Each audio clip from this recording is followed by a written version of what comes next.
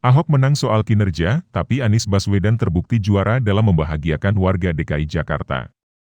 Warta Ekonomi, Jakarta.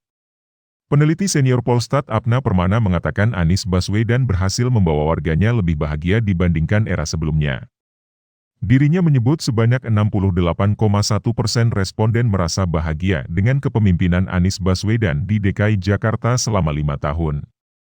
Sementara sisanya, sebanyak 26,7% merasa kurang bahagia dan 5,2% tidak tahu.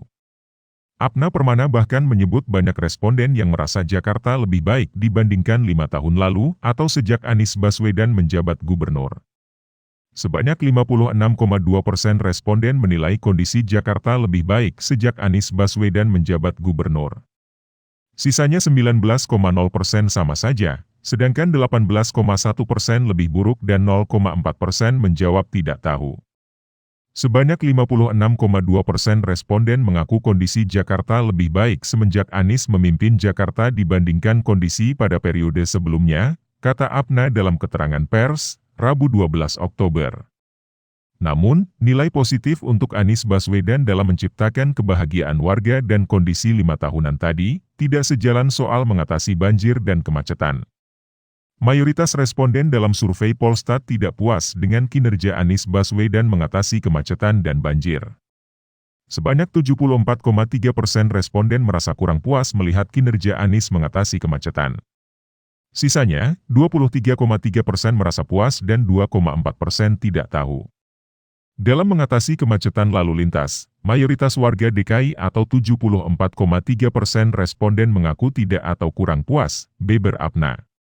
Mayoritas responden survei Polstat atau 48,6% merasa kinerja Anies masih minor mengatasi banjir. Sisanya, 46,7% responden merasa puas dengan kinerja Anies dan 4,9% menjawab tidak tahu. Sementara sebanyak 48,5% responden menyatakan tidak kurang puas. Polstat menggelar survei pada tanggal 1–10 Oktober 2022 di seluruh wilayah Provinsi DKI Jakarta yang terdiri dari 5 kota madya dan 1 kabupaten. Populasi survei adalah seluruh penduduk Jakarta yang minimal sudah berusia 17 tahun dan memiliki IKTP DKI. Jumlah sampel sebesar 830 responden diperoleh melalui teknik pengambilan sampel secara acak bertingkat, multi-state random sampling. Batas kesalahan atau margin of error sekitar 3,4% dan pada tingkat kepercayaan, level of confidence, sebesar 95%. Pengumpulan data dilakukan dengan menggunakan teknik wawancara tatap muka langsung dengan responden berpedoman kuesioner.